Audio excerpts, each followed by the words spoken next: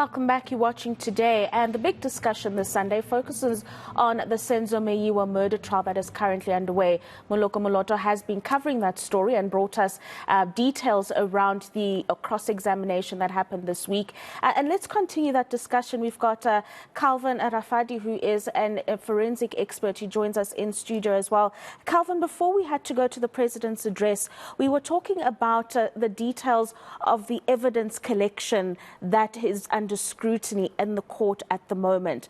Are you surprised, as someone who's a forensic investigator, someone who focuses on the collection of intelligence and so on, are you surprised by the manner at which evidence or not collected for this particular case? Yeah, thank you very much, and afternoon to your viewers and the panel. I'm actually not so surprised, but remember, when you collect evidence, especially for a court purpose, that evidence is so much important for the case now to move forward. And especially when you speak of a criminal case, you must prove beyond reasonable doubt. So there are two versions to this side of the story. Either those police, they don't know what they were doing by not collecting most of the evidence as they were supposed to, or they deliberately damaging the evidence for court purpose. So what we are saying, it's very shocking for everybody to see now when this is under scrutiny and proper procedure was not followed. If you are a member of the team to collect evidence such as DNA or your bullets, that the cartridges to be processed in the ballistic, those are the basics. One is to collect them, put them in a sealed evidence plastic, and then they can be processed for a court purpose, and then the evidence can move the case forward. But as far as we can see now, proper procedure was not followed, and that is the problem that can make all the suspects to walk free.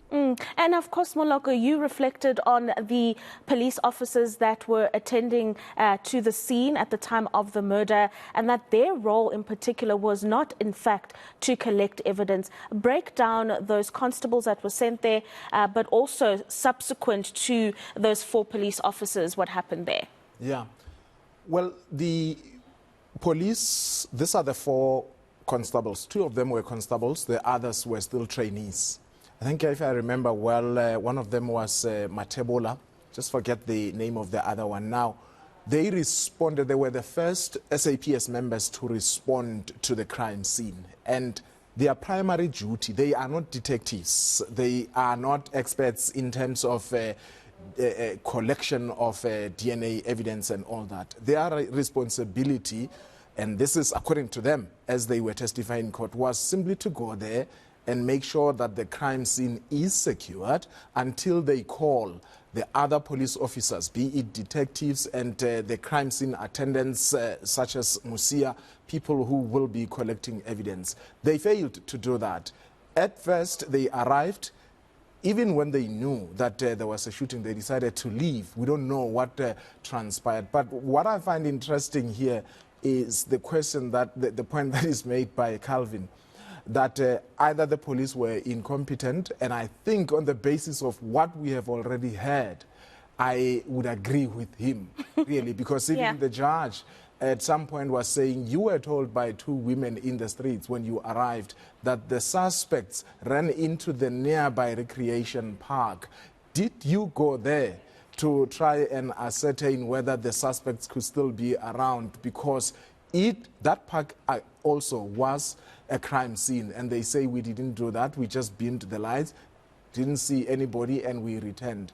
The second part of his point is that it is possible that they are deliberately destroying that evidence. I would really like to hear more from him to say what would prompt him to say that, because we are talking here about the man who was the captain for Bafana, the national team. You would assume that for ordinary people like you and I, Rofiwa, yes, the cases such as this would really not hog the media headlines.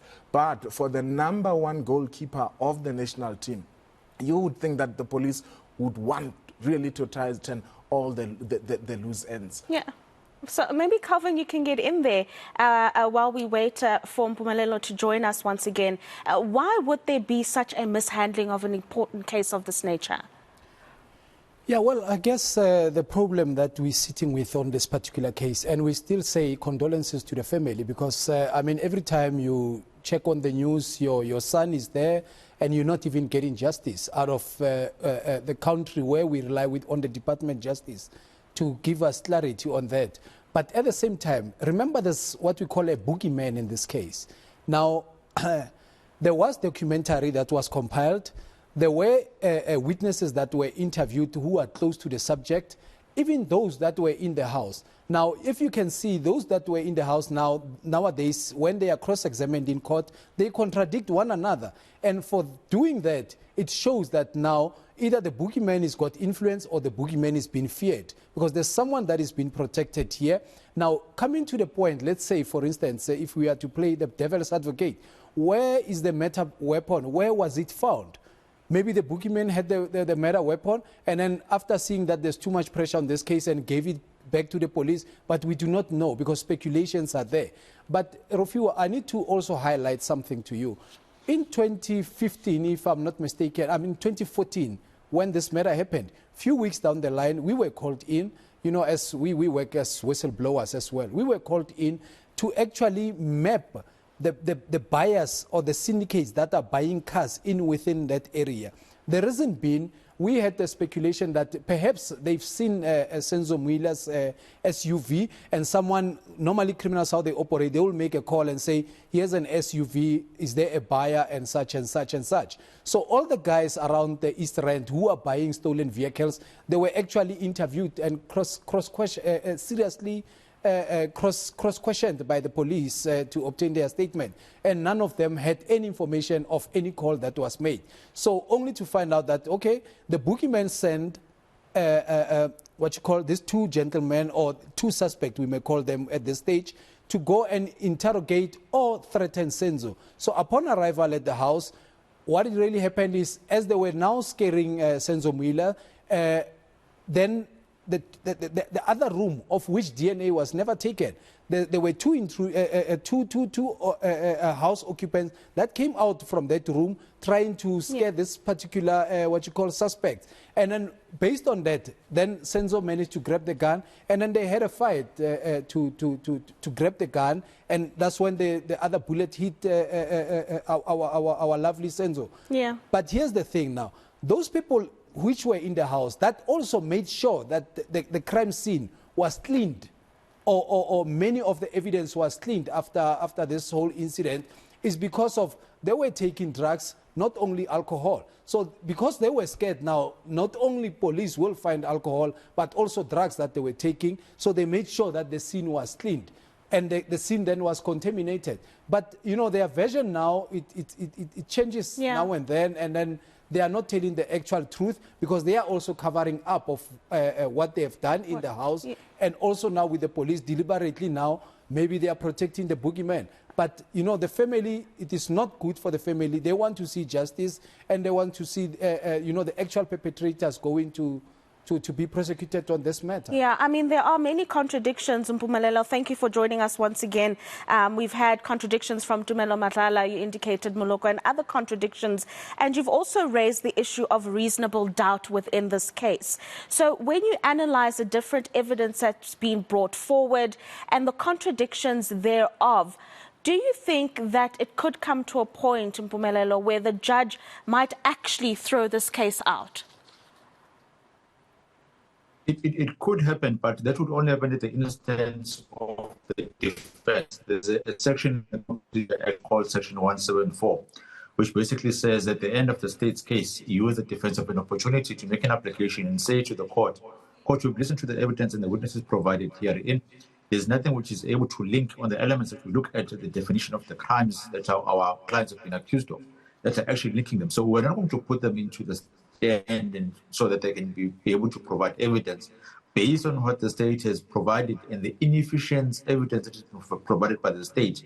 Can you please throw this matter out the window, basically finding our clients not guilty? So they are discharged in terms of Section 174. That's the danger in which you run. If you take a matter such as important as this one and crucial as this one, without having made your proper investigation and kept your witnesses in a manner in which they'll be able to deliver the evidence, in a formidable and much more plausible manner. Now, the one thing that we must do, we are human beings at the end of the day, even the judge is a human being. So make a plausible outcome or show us the story. That's when you are going to start and say, this is a case about the murder of Senzo Meyiwa. This is how we're going to prove to the court is these are the sequence of events that took place. So it's part and parcel of that. So we have to make sure that when you bring that evidence, it is formidable evidence that can be used at a later stage. And it's not going to be easy from the side of the defense to poke holes in something which at this stage I don't think the other party has been able to do that.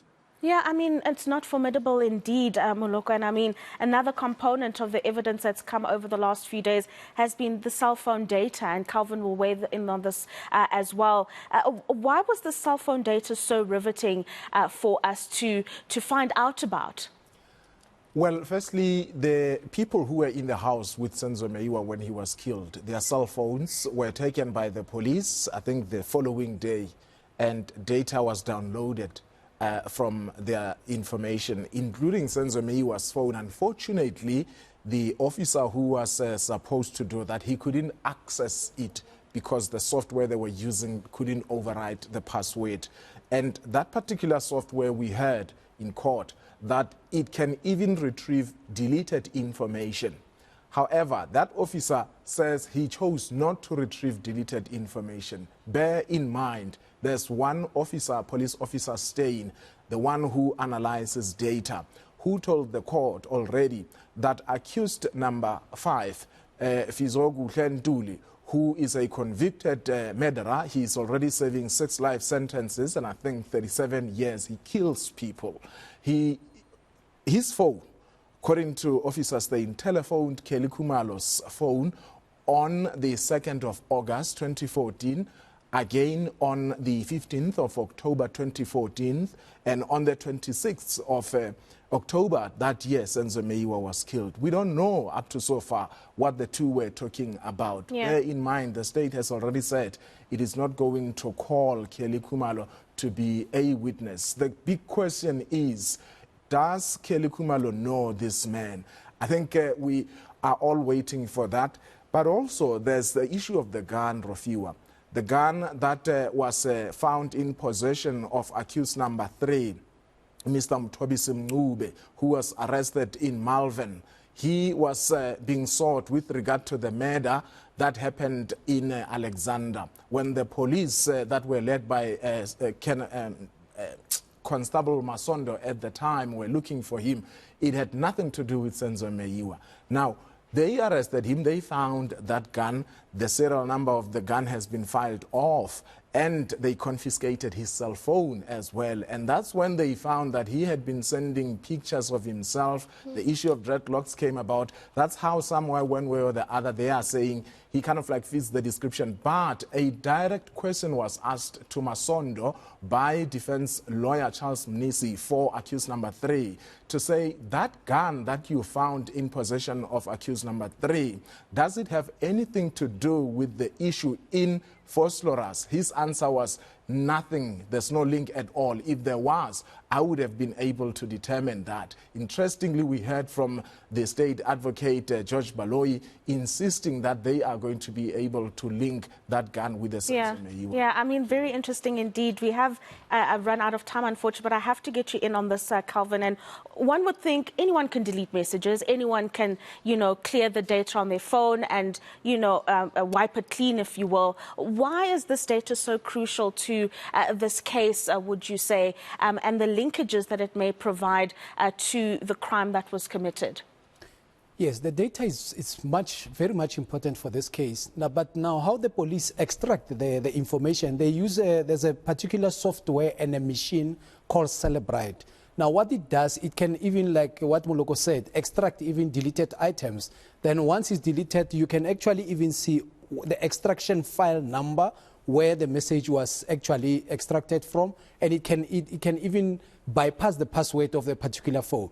But here's the thing now, to use such evidence in court, you must have obtained a search warrant upon arresting the particular suspect. But on the search warrant, you must specify that also you're going to collect cell phone as electronic evidence for court purpose. But here's the thing, should you collect, at the time before the new amendment came into place, the suspect had to sign a consent and also give a password that this is my phone and I'm giving consent that it can be, information can be extracted. And this process, if it was properly followed, then we are good to go. The information it can stand in court. But here's another thing. This also comes at a point where we experience a lot of shenanigans and frauds and scams. There's a difference between a RICA and a true caller. Now, if the suspect says, that is not my phone that you are in possession or that you have taken from me. They could argue, I did not contact Kelly. I did not contact Kelly, or this is not my phone. You understand? Now, with the true caller, what it does, it picks up the data. If now I say people must save me as General Calvin, as long as 3 or 4 can save my number like that, it will come out like that. So the fourth person that I'm going to call is going to fool them as if I'm General Calvin. But the actual RICA of the phone, it is the most important, whereby you use your ID to RICA your cell phone. But we know with criminals, they just buy this prepaid, which are already pre-RICA'd, SIM card. Now, that information is very crucial for the court now to say, this phone, it was found in his possession, so he also signed the consent and he gave the password for us to download this particular, cell phone and extract this particular information. Now, coming to the issue of the itemized billing. The itemized billing is done through a section 205, where you apply to the judge or the magistrate. The police with a case number will say, we need a cell phone data to see the incoming and outgoing calls, but also the GPS, meaning the tower of that particular phone. Now, in this instance, if you called me and we spend a duration of 5 minutes or 10 minutes, and I was in that house where the crime scene happened, it can only place me in the crime scene. But what we spoke about, nobody can know. Because the itemized billing doesn't actually give you only, doesn't give you the recording of what was said, but only the duration, and it can place somebody at the crime scene. But also for that to stand in trial, when you extract from a phone, you need somebody to have signed the consent, or you must have had, upon arrest, also the search warrants should stipulate that you are confiscating that particular information. Yeah, I wish we had more time. I really do. Thank you so much to all of you for joining us. That is my panel today on the Senzo Meyiwa murder trial, talking to us about the different nuances that exist in the case, and of course, Moloko breaking down what we've seen and what is set to be coming up.